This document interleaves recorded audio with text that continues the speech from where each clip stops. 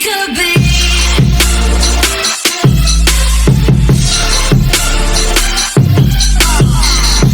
Interface. Now Photoshop is much easier if you split it up into its four main areas. These are the toolbar on the left hand side, and then directly related to that is the properties bar, and then we also have the palettes here, and then in the middle, in just a moment, we're going to have the canvas, and that's where all the magic takes place. So we have toolbar for selecting the tools of what we want to do, the properties bar that allows us to select settings within each tool. We have the palettes over here, or the windows, that allows us to select different things with our design, and then we have the actual canvas where all the magic takes place. So let's take a look at the toolbar.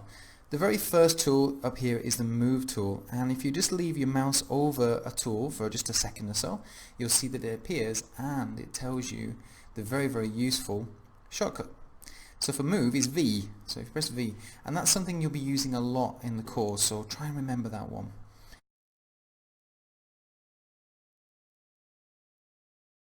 So let's go down. We've got the marquee tool here.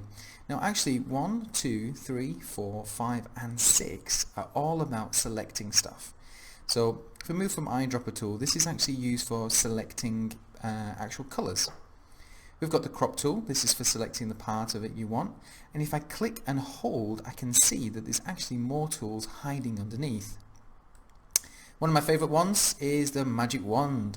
So the magic wand allows you to select certain areas of a design, I suppose, and it has the great way of doing also the quick selection tool, allowing you to select specific areas.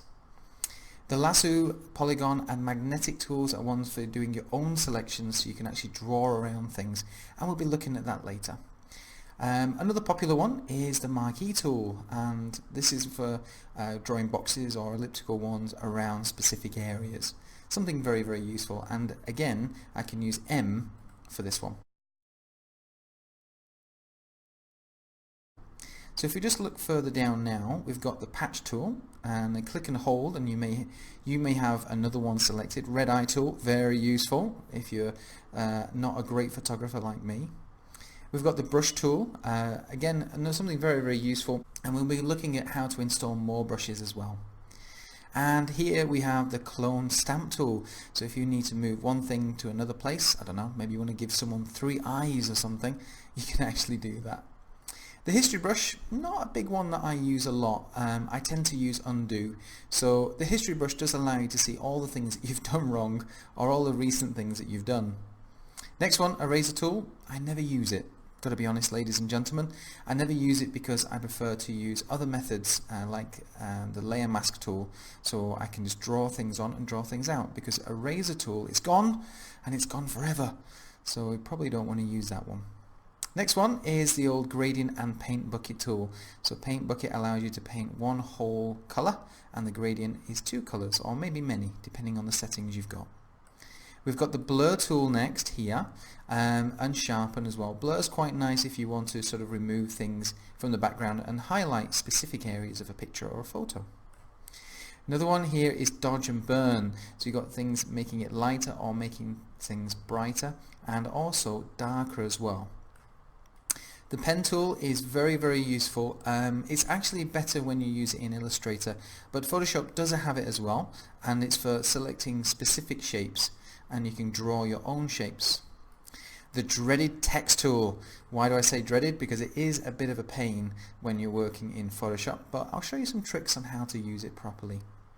Next one is the direct select and select tool, path select, and these are for selecting things like shapes that you've created. And here's the shape tool itself. So we've got rectangles, rounded rectangles for buttons and things, ellipse, which is a fancy name for a circle, a polygon, and you can select how many polygons you want, the line tool, and the custom shape tool, which is one of my favorites. The next one we have here is the hand tool. Now if you just want to practice this, keep your left hand on the left hand side of your keyboard, that's it, and then use your thumb, and then that is the same one for that. So if you press space, it actually does the hand tool, and that allows you to move around the canvas. Very useful, and we'll be looking at that later. And last but not least is the zoom tool, which is Z on your keypad, and that allows you to zoom in and zoom out. Next we're going to be looking at the color palette just here. So let's take a look at the color picker, which is just down here on the bottom left hand corner. So the color picker has two main areas. It has here, which is a sort of saturation of the color, and then over here is the actual color chooser itself. So if you want to have a blue, you first select the hue and then select your blue. If you want to have a green, alright, look mean, no. If you want to have a green, you just click on here and you can see how the colors are changing.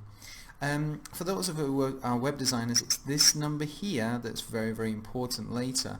And you gradually get to learn these ones. And what they stand for is red, these two here are green, and these ones are blue.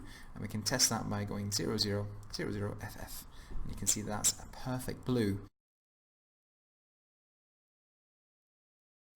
Now if you do want to select a perfect white, let me show you a tip. So if I click over here, I'm trying to select the perfect white, but it's still not all the F's here or 255 here. It's not perfect. So to do that, try this for me. Click and hold and move off way, way, way over there like that. Good. And you can see that this is now 255. It's perfect, absolute perfect white. And again, we'll try that for the black. Click and hold, move down, and there we go, perfect black. And normally what you go is very quickly like that, and you've got perfect white. So click OK, and then you've got your colors here. The one below is the background, as you can see here. Click OK, and this one is the foreground. Especially useful when you're doing gradients. So for example, I can go from sort of blue to a darker blue like this. Click OK, and you can see I will use that for my gradient, and we'll use the gradient tool a little bit later. We've done the toolbar and the color bar. Let's take a look at the properties bar. So it would start at the top again, and you can see how as I select the tools, the properties bar changes. So for example, if I've got the move tool selected, the properties bar at the top gives me all the different tools to do with that. Now auto select is a very useful one, but a bit of a pain sometimes, so I recommend having that turned off. What it allows you to do is click on a specific item on the screen and it will select the layer. But if you don't want to keep doing that, turn it off. The next one is the marquee tool. Alright, so you can select specific areas, and again here you can see what you're doing, whether you want to subtract and subtract different ones. One of my favorites is text, because here I can change my font, very easy, and also my size, and also left and right aligned. And if I want to change the color, I just click here, click OK. So the properties bar is directly related to the toolbar. So just spend about 5 minutes just going through each one of these and just seeing how this changes and what kind of things you can expect on the properties bar. We've had a look at a lot of the user interface, and the only thing we have left is the panels over here. Now this is how I like to keep mine, which is having the info panel on the top right and the layers down here. So what I'm going to do is I'm just going to reset my workspace, and I'd like you to join me as well. So just do reset essentials. Now what that does is puts us all at the same point. Okay, now color, not really useful because I've got it down here, especially for what we'll be doing as web designers. So I'm actually just going to either pull that off or just double click. Adjustments, not really going to use this way because we're going to use a different way to get our adjustments layer. Double click. Now here's the most important layer for web designers. It's actual layers. So this is a panel that is an absolute must for your toolbar.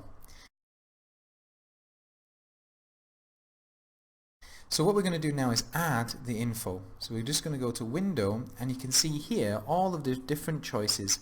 Character and also paragraph is something that we use a lot, but the one that we're going to be using at the moment is info. So we're just going to move here, click on info.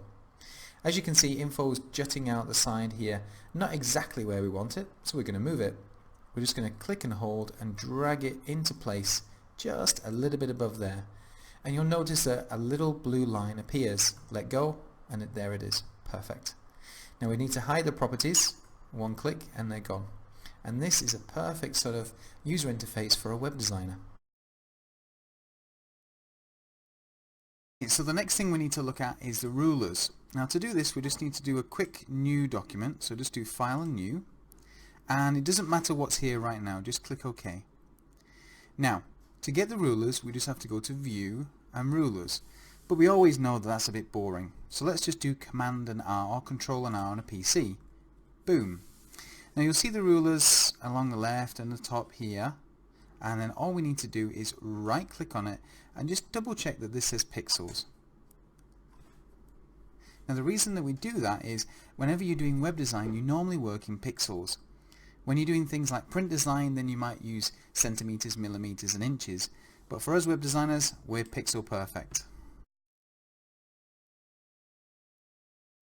We go. There's an overview of the interface for Photoshop. So remember on the left hand side we've got the old toolbar there, and just you have to click and hold and you get to see what's underneath each one of these. As you click you'll see the properties bar change, so like I said, take a few minutes to have a look through all the different tools. If you want to know what they're called, just leave your mouse over for a few seconds and it'll pop up, including the shortcut. Now one story for me is that one of my bosses actually did this for me. Took off the toolbar and then closed it, and then I freaked out. But the reason he was doing that is to help me learn, because as soon as you learn those shortcuts the quicker you'll become. To get it back just go to Window and Tools here. So we had a look at the panels on the right hand side, and then we went through the Windows menu for that, and we looked at some of the useful ones, things like layers and more layers, which are really useful for us web designers. The adjustments and colour we can do elsewhere. Next thing we had a look at was the ruler, and we did that with Command and R or Control and R for your PC users, and it was a nice easy way just to right click inside it and select pixels, because remember us web designers need a nice workflow and always to be pixel perfect. So I hope you enjoy using Photoshop. It'll take you not too long to get used to it, but as soon as you do you'll find that all of the other programs become easy as well.